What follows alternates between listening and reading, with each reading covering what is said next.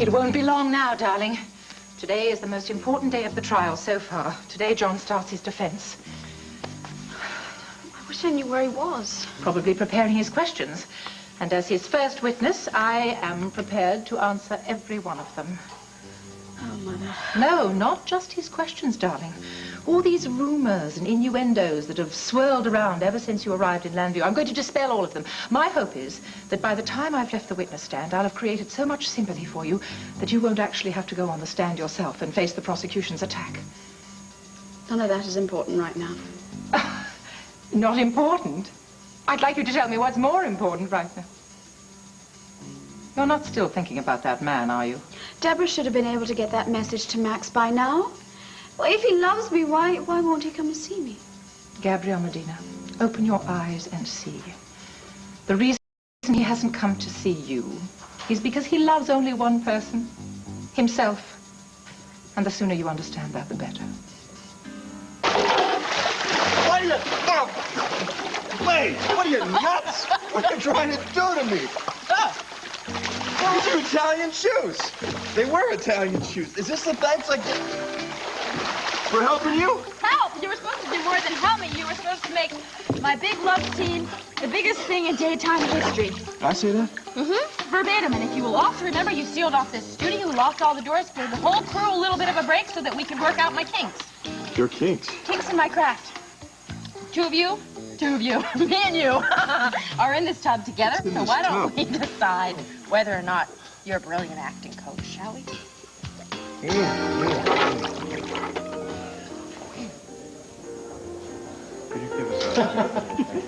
And that was strictly off the record. I can't say anything official until we have the press conference.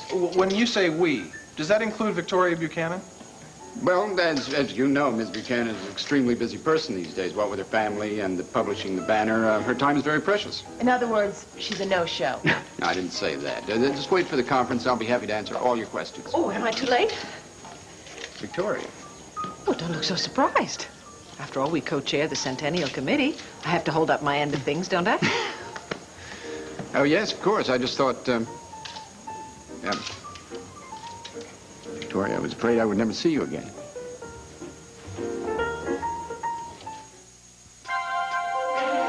Here's what to do when you don't find the rain. Listen, everybody, we'll see you inside, all right? Thank you. Thank you. Bye. Okay. You know, when Cord told me that Clint had gone to Arizona, I just naturally thought you would fly out to join him. Yes, well, that's what I wanted to do, but... But what? I mean, the last time we spoke up at the cabin, you were going home to make up with Clint. Yes, and that's what I went home to do that, thanks to you, but then I got home and Bo was there. He gave me a letter that Clint had left for me. It was very sweet, very loving, very Clint. So, of course, the first thing I wanted to do was run out to be with him. Well, what stopped you? There was something Bo said about Clint wanting to be by himself, needing time to, I don't know, sort through our problems and try to figure out a way to solve them. You spoke with him then? No. Roger, I'm afraid to talk to him. I'm afraid I'm going to say something on the telephone. I'm going to start a fight long distance, and it's going to make everything worse than it is now. Well, there's always that possibility, but if you keep avoiding each other, that says something too, doesn't it? You know, I think they want to start that press conference. We probably shouldn't upset their schedules. No. The press conference can wait. You said that you were afraid you would say something that might start another fight or even damage your marriage. What could that possibly be? Up at the cabin, you told me that you were committed to Clint. More devoted than any man could hope for. Victoria, has something happened to change that? Roger, darling, everything's ready. All we need... Victoria. No, Victoria, you remember Dara Simone? Yes, of course. Oh, how nice that you can join us. Us? But, Roger, I thought you said... No, I said I wasn't sure that Victoria would be here or not. But fortunately for us, she's here. Yes, what a rare stroke of luck. But, Victoria, when Roger told me that your plans were up in the air, I took it upon myself to prepare for the press conference. Why doesn't that surprise me? Well, I was just thinking of you, dear. It wouldn't be fair to rush you in front of all these cameras and microphones. You just sit back, enjoy. Roger's in capable hands. What, you want to learn these lines or what? I don't need to learn lines. I need motivation. Yeah, well, I need a script. In my bag.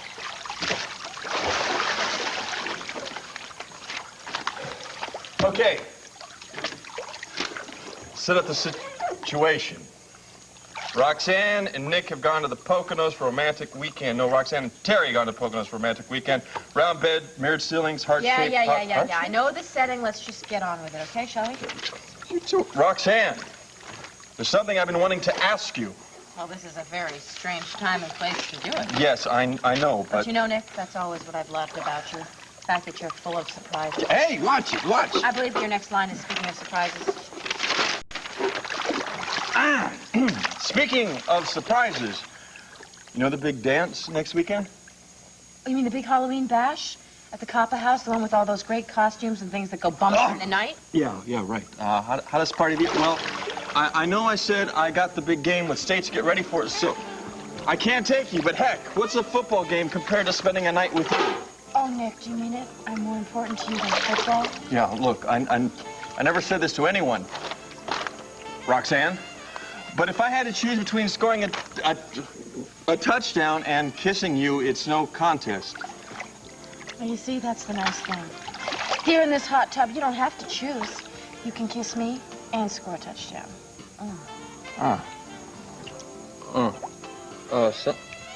Something tells me you got a handle on the part.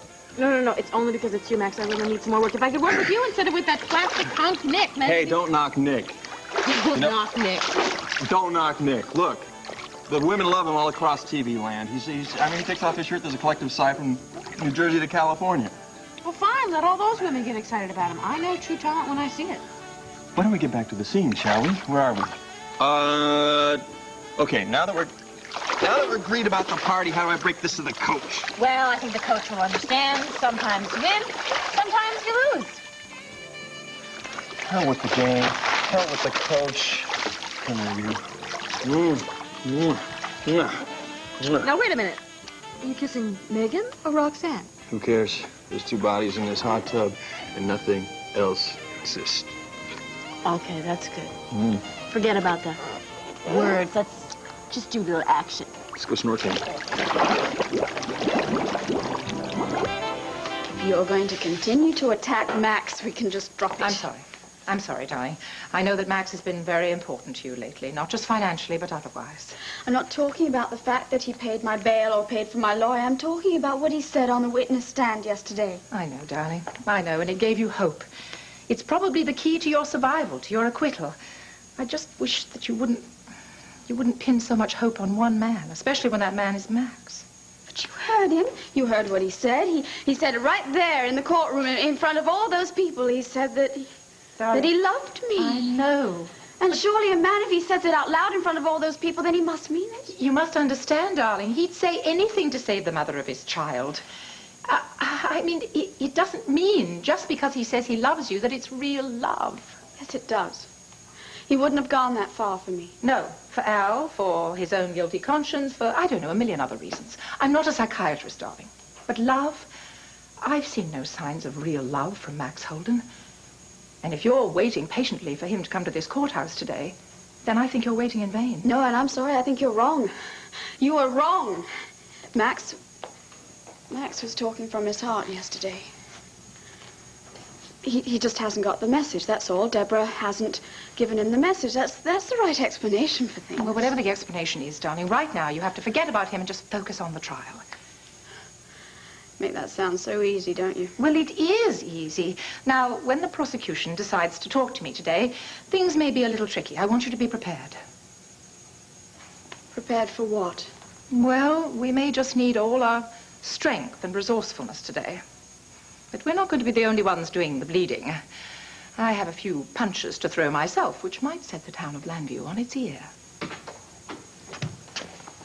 So, ladies, ready or not, it's time to go into the courtroom.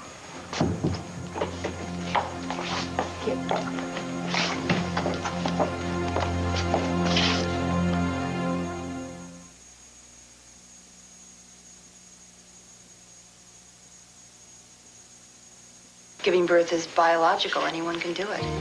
We can't.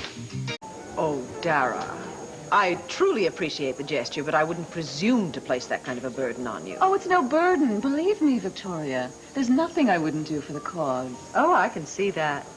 Oh, Victoria, dear. What with the newspaper, your family, your husband, surely you have enough to worry about. That is so kind of you. But I do have responsibilities to the Centennial Committee and to Roger as well.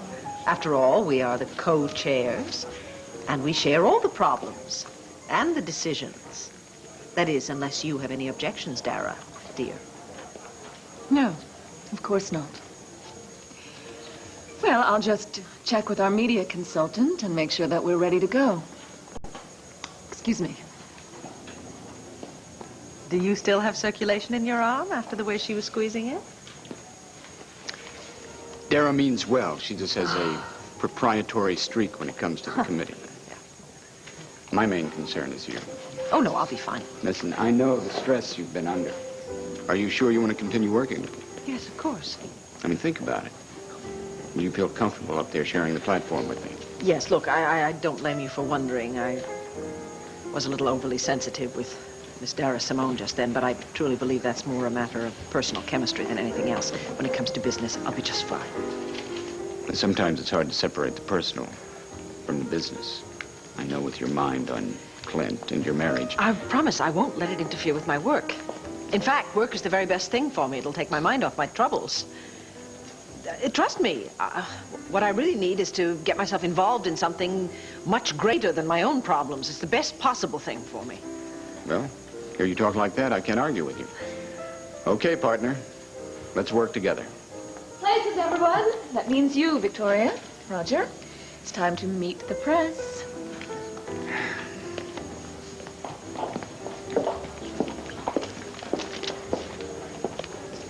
Inconvenient, Brenda. I always have time for you and Stephen. You know that. Yeah, well, I know you're busy, but we went for a walk today, didn't we?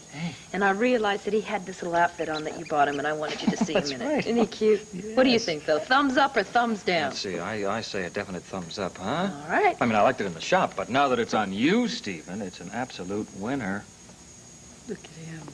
I think he's going to be a little heartbreaker. What do you think? Yeah, I think so, too. Brenda, you didn't just happen by here, did you? No. Well, I was just kind of concerned about you, Michael. Yesterday you seemed a little unhappy and kind of low, and I wanted to see how you were doing today. I was kind of low yesterday. But as of a few minutes ago, I feel a lot better, all thanks to you. It's amazing what this little boy can do for you, isn't it? It is amazing. So, Brenda, I have a little confession to make to you. It's about the trust fund that I set up for Stephen. Oh, right. And like I said, that was very generous of you, Well, no, Michael. it's something I needed to do. You remember I wanted to put the fund in your name so that you could manage things until Stephen came of age? Yes, Well, and I Michael... decided not to wait for your okay. The account is officially in your name. Michael... It's a fait accompli, I Brenda. can't. The money is there for Stephen, no strings attached. And if Larry is concerned that I'm going to interfere, there's no chance because my name is not on the account. So you have the money for Stephen's future, and there's no need for you to ever reveal the source. So, Brenda, say something. That is so lovely, and that is so loving, Michael. Good. Good, I'm glad to hear that. But it's not right, and I am going to have to ask you to take that money back.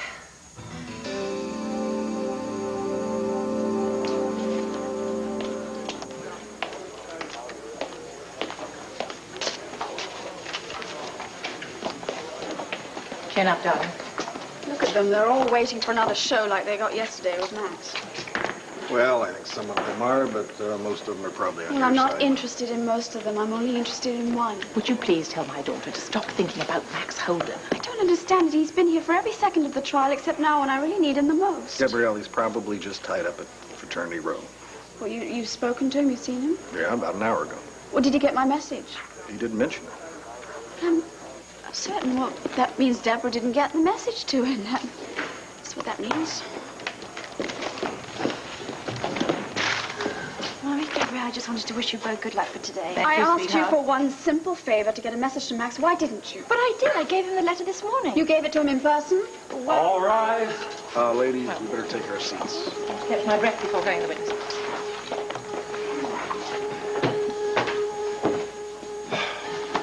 Be seated.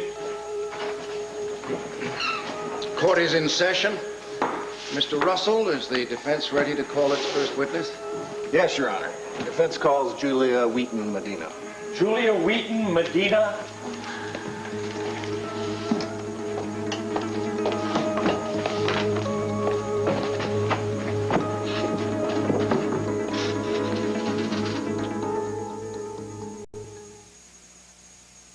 Why is it, Lou, you come in here every morning and order a large orange juice? I like orange. Brenda, you have to be concerned about Stephen's future. Now, the money in that trust fund could be used for his entire education, or he could take it when he wanted to and set himself up in business. Yes, but Michael, that's in the future, and what I'm trying to do is concentrate on the here and the now. Oh, it's Larry, isn't it? He is the one resisting all this, not you. Michael, Larry is a very proud man.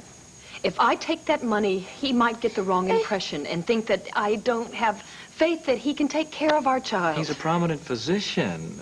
If he's got insecurities about his abilities, No, that's another that problem. is not what he has insecurities about. He's just a normal man with normal feelings about this, and I just am not going to do anything to hurt him. So why tell him anything at all? You want me to lie to my fiancé? No, you'd be holding a precious secret for Stephen, and when he came of age, he would decide what to do with that secret, that's all. Oh, Michael, I just don't think that's right. Brenda, you're agonizing over nothing. You're agonizing over nothing. Now listen to me. I have set up the trust fund, and all you have to do is know that it's there. Michael, are you going to keep this a secret?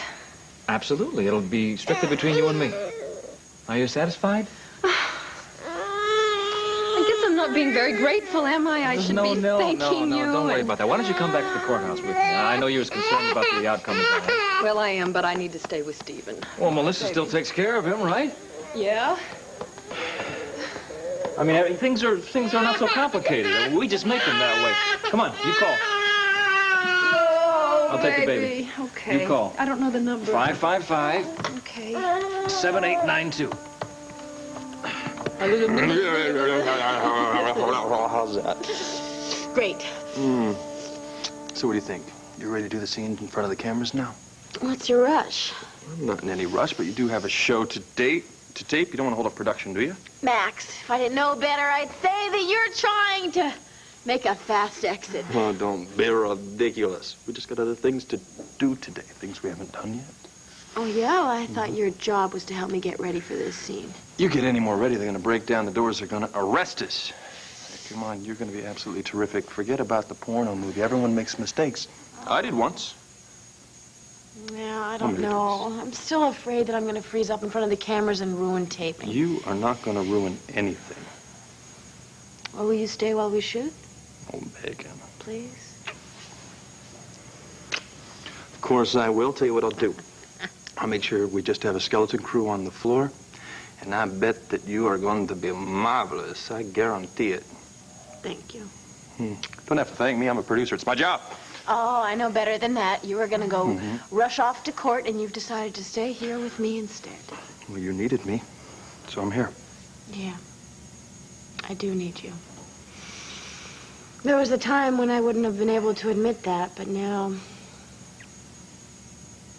my need for you is so strong, Max, sometimes it scares me.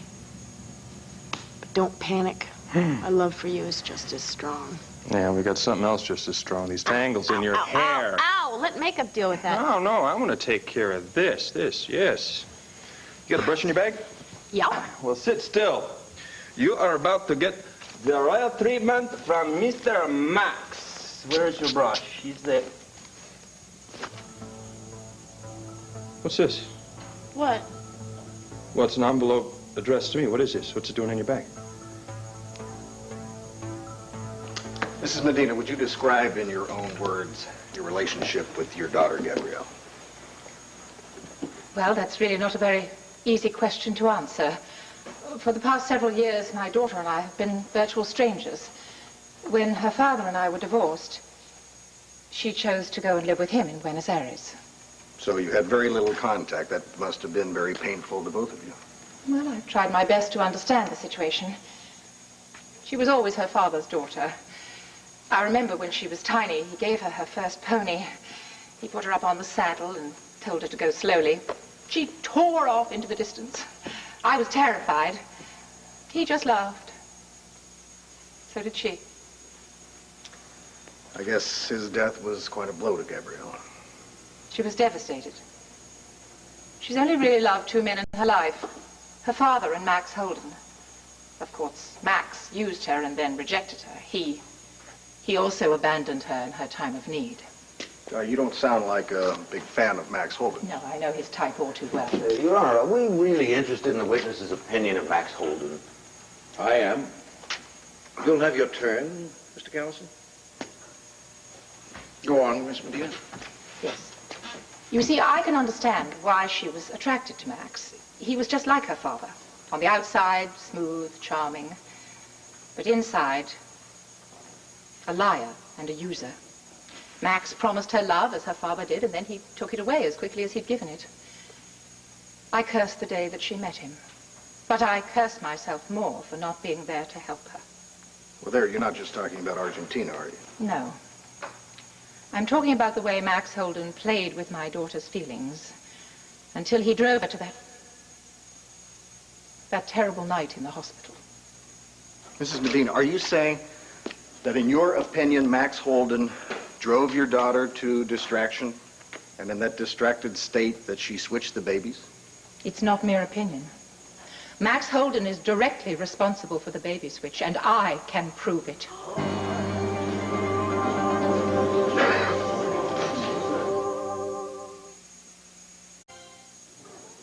I have irrefutable proof of what Max Holden did to drive my daughter to the brink of insanity.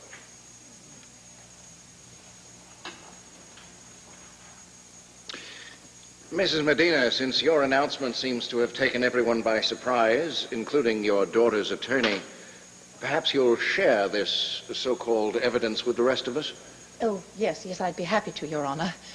It was several months ago, and I was still in London with my daughter, Deborah. I received a letter from Gabrielle, a very disturbing letter. In this letter, she details her despair at losing Max, a despair which he played on for his own selfish means. Herb. It's her rope. Let's see if she climbs out or hangs herself with. I'm a little confused, Mrs. Medina. No, I'm very confused. You just got through telling us that you and your daughter were estranged before you came to Landview. Yes. Well, that letter broke the ice, you see. She told me of how desperately she was trying to forget Max. She spoke of meeting Michael Grand, how much he needed her. She said that she wasn't in love with him, but she could be, perhaps, as time went by. But Max wouldn't allow that. He kept pulling her to him and promising her the moon and the stars, and then cruelly pushing her away. Well, it sounds like a tortured love affair, Mrs. Medina. Some of us have had them, even judges, but it's hardly a case for insanity. Yes, but Gabrielle's emotions were so frail. She admitted that, in fact, Max's treatment was driving her crazy. She said that? She said, in her own words, if Max rejects me one more time, I can't be responsible for what I might do to myself and to others. So there, you see, you have the proof. It's all in the letter, her despair, her fears, her decline into madness. And to make matters worse, the letter was actually postmarked 2 days before the baby switch. Max is responsible for this. It's his crime, you know, not hers. Order. Order. This court will come to order now. Gabrielle, why didn't you tell me about this letter? Because there isn't a letter. Come on. I swear to you, my mother is lying. Now, I'm going to say this once, and I won't say it again. Another outburst like that, and I'll clear this courtroom. Is that understood? Mrs. Medina, now that you've dropped your bombshell, do you think you could produce this letter? Oh, yes, yes, of course, Your Honor. Yes, here it is. Are you still going to tell me there's no letter? John, I swear to you, this is all made up. It can't be. Your Honor, may I have a look at that?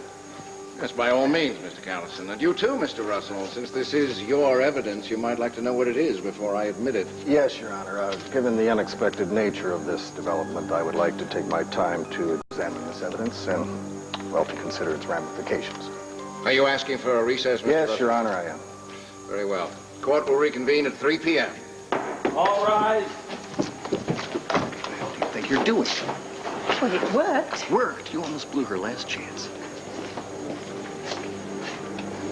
Listen, everybody, we really appreciate your interest, but Ms. Buchanan and I have said everything we have to say. Come on, Roger. Have pity on us print guys, too. Hey, Roger's right. We've said all that we can say. Press kits are available for all of you. Check with Dara Simone, wherever she is. Roger, you were magnificent. Well, thank you, dear. I don't know if magnificent is right, but we certainly did fine. Oh, don't be modest. The press conference was a raging success thanks to you. And you too, Victoria. Oh, thank you. How about it, Mr. Gordon, Mrs. Buchanan? One more shot? Don't you have enough pictures? We need all the publicity we can get, Victoria. And speaking of publicity, Roger, I've had another brainstorm. We need a host for the Centennial Gala. Who could be better than that popular television star, Megan Gordon? Not only does she have a loyal following, but she's the daughter of our co-chairs. Promise me you'll get her to say yes. Well... Oh, I knew I could count on you. You're a love, Roger. This way for press kits, ladies and gentlemen. Great. One more. Well, it looks like we're surrounded. All right. Okay. One more. How do you want us? Well, moving closer. Yeah, closer. That's it. Now, shake hands or something. Well, Great. perfect. You two make a great team. I forgot all about that, Max. You have to believe me. Remember when Deborah was at the door, I told you she had a message to you from Gabrielle? You were in the shower, so I just put it down with my things. It must have gotten mixed up in all my stuff when we went to the studio. I'm telling you the truth. You have to believe me. No, it's okay. I believe you. If you wanted to hide it from me, you wouldn't have kept it in your bag and brought it here, would you? So what does it say? Max, I know how busy you are, but it's imperative that I see you today. There's something we have to discuss before I go into the courtroom. Look, I hate to do this to you, darling, but I'm going to mistape you. I got to get to the courthouse. Max, no, wait. Look, no, I'll try to get back as soon as I can. Hopefully before you do the hot tub scene. But listen, if I'm not here, you're going to be terrific. Trust me. No, now just hang on a second here. I have tried to be patient and understanding. I really tried not to push you. But I have to set something straight here, whether you want to hear it or not.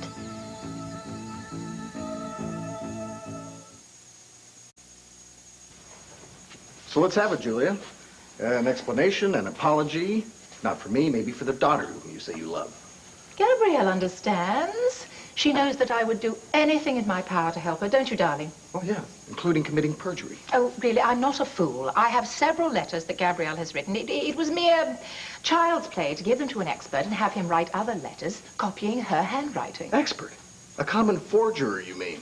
You faked the postmark, too. That'll probably get you a federal indictment on mail fraud charges. I have immunity. Immunity? What kind of immunity? A mother's love for her daughter. What are you, nuts? You want to try and tell that to the judge? Yes, well, I will, if necessary. All right, the letter may be a fake, as you so crudely put it, but the contents therein are completely true and valid. Yeah, you're forgetting one very important thing. I didn't write the letter, did I? Yes, but, darling, I simply wrote what I thought you must have been feeling around the time of the baby switch. Oh. Now, if I've made a mistake, if this is some petty crime, then I don't care. I really don't. In fact, I wish I'd done more. All right, we'll have to work something out, won't we? You know, I hate to be the cold splash of water in your ladies' faces, but it may not work out. If that forgery is detected, it could not only cripple your defense, it could send you and your brilliant mother here to prison. Well, John, we have to do something, don't we? The thing we have to do now, darling, is just continue with this lie, all right? No, you are wrong again. That evidence is tainted. If I admit that in court, I could be disbarred. No, thank you. What, are you suggesting that you tell the judge I that am suggesting that you follow my lead, whatever I do, you and Gabrielle both. You've almost blown this case. Let's hope it doesn't go that far. Come on.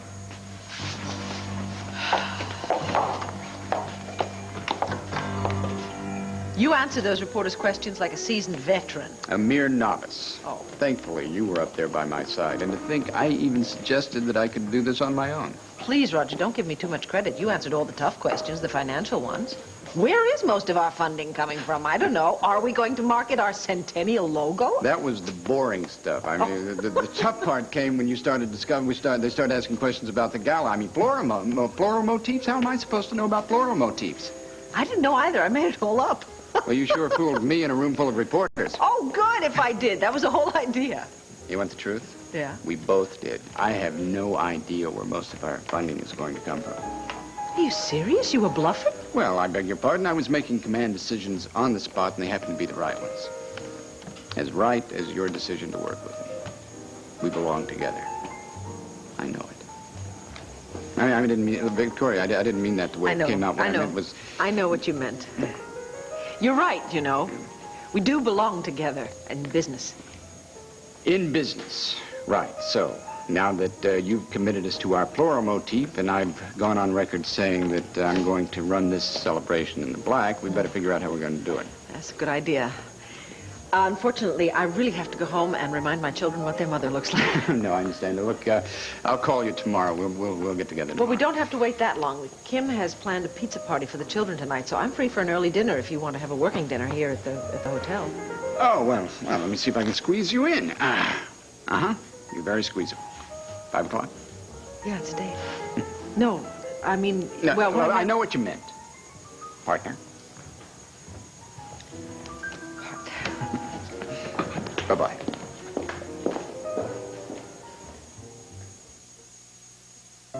Amblin Entertainment presents Jack Lemmon, Ted Danson, Olympia Dukakis, and Ethan Hawke in a story of love. Hello, all you beautiful people. Hope.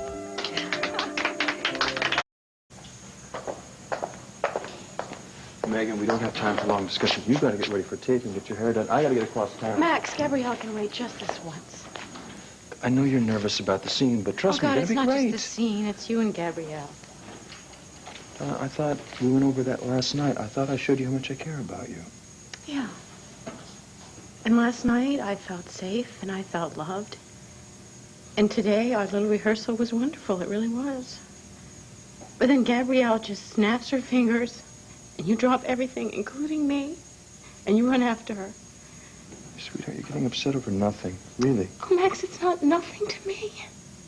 You told that whole courtroom that you loved Gabrielle. And I explained all that. When I heard you say that, it confirmed something that I have been feeling for a very long time. I have tried to fight it. I have tried to convince myself that you couldn't possibly love Gabrielle, especially after all the things that she's done. But I have to face the truth. And it terrifies me. I'm so afraid of losing you. Baby, there's no reason to think that you're losing me. There's a reason. Gabrielle is a reason. What you said in court is a reason. I don't know, maybe unconsciously I did keep that letter from you because I was afraid that she was going to take you away from me. A part of me knew that this was going to happen, that she was just going to call you again and that you were going to go running. I am just going there for just a little while. Just long enough to reassure her before she goes into the courtroom. And who's going to reassure me? Max, I am truly afraid to do this scene. It scares me, and I need you. But no, once again, you're often supporting Gabrielle, and not just this once. It's every time. I can't handle it anymore. I just can't. Megan, I've never seen you like this. What? You've always been... So strong. I'm not, Max. This is a real part of me, too. And if you can't take it, if you can't accept this... Megan, I want to stay with you. I really do. But Gabrielle needs you, right? Well, maybe you need to make a choice. Gabrielle or me? Mr. Russell, now that you've had time to consider your witness's surprising document, can we continue? Yes, by all means, Your Honor. Thank you. Mr. Callison, I take it you have no objection to the letter being admitted as evidence? Your Honor, I have the objection. This is your witness. It's her letter. I realize that, but since it hasn't been formally entered as evidence, I want it removed. Well, from what Mrs. Medina has told us, this letter is proof of your client's state of mind during the baby switch. If it's vital to the defense, why remove it? Well, Your Honor, it has some personal information that my client would rather not have revealed in the court at this time. Is that so? Well, it's an unusual request. I have a feeling there's more to it than you're telling us, but it's within your rights. Mrs. Medina, from now on, can you try to keep the theatrics to a minimum? Yes, Your Honor. Thank you, Your Honor. Well, let's get on with it, Mr. Russell. Do you have any questions for this witness? No, sir. No further questions. No questions. I must say you have an unorthodox way of conducting a defense. What about you, Mr. Callison? Do you have any questions for the witness, or shall we all just repair to the golf course? It's a great idea, Your Honor. I have a couple of questions. Oh, I'm very glad to hear it. Proceed. Thank you, sir. Mrs. Medina. You told us that you were from Great Britain. Could you be a little more specific? Well, I was born in Sussex, on the Wheaton estate. It's been there since the time of William and Mary. Oh, William and Mary. Well, I'm really more interested in the recent past. Yes, of course. Well, I grew up in London, and I attended Havisham School for Girls, and then subsequently Cambridge, briefly. And then it was after that that I met Dante Medina. Your late husband? Yes. Is it safe to say that throughout your life you have enjoyed the privileges and advantages we Americans associate with English aristocracy? Yes. And the responsibility that goes with it. Oh, yes, of course, absolutely. And that responsibility must have been especially difficult to live up to when your marriage ended. When you had your daughter Deborah to support, not to mention your lifestyle. How did you manage? With difficulty. Yes. Yes. Then you went to work? No, fortunately, I didn't have to. There was a trust that had been set up by the family to support us. Oh, in the manner to which you were accustomed. Fine homes, private tutors, private clubs. Like the Belle Fleur Club in Mayfair. You were a member of that exclusive club, weren't you? Oh, yes, I was. What? Well, yes, before my daughter Deborah and I relocated to America. Oh, that's the reason. I thought it was because they kicked you out. Your Honor, what's the point in this line of questioning? The point is, Your Honor, I'm trying to establish the credibility of this witness. Go on, Mr. Callison. Where were we, Mrs. Medina? Oh, yes, the Belle Fleur Club. Now, isn't that where you stole a priceless Chinese vase, Ming Dynasty to be precise, and then tried An to... outrageous lie! Is it also a lie that the club would have prosecuted you for theft if they hadn't been trying to avoid a scandal? Irresponsible for some sort of rumors and innuendo in a club. Well, all right, let's forget about the Belle Fleur Club. How about Abigail Cromwell? Your old friend from the Havisham School?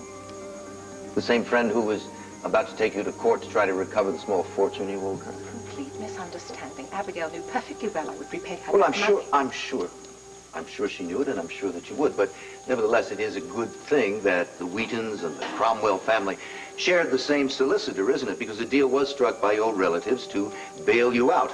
And it wasn't the first time, right? I have no idea where you're getting your information. Well, the fact is that life in England had become just a trifle hot for you. That is not true. Well, then what is the truth, Mrs. Medina? What's the real reason that you packed up Deborah and came to the States? Obviously, because my daughter Gabrielle needed me. Gabrielle, the one who was about to marry Michael Grand, the multi-millionaire? Objection, Your Honor. Sustained. Yes, all right, let's say that you didn't really need Mr. Grant's money. How did you support yourself here in Landview? I have a family who are very generous. Really?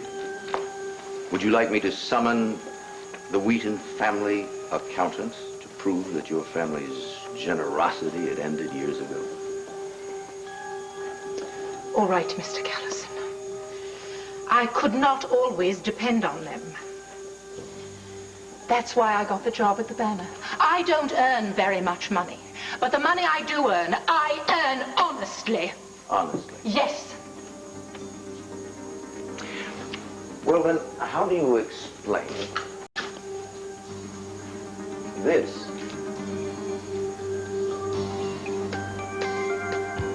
What's the matter, Mrs. Medina? Don't you recognize it?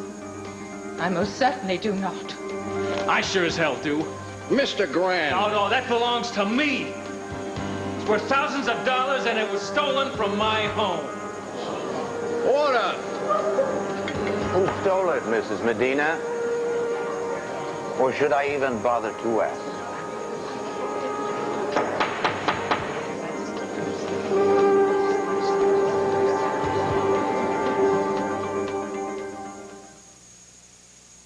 For years, the Stan mixer stood alone.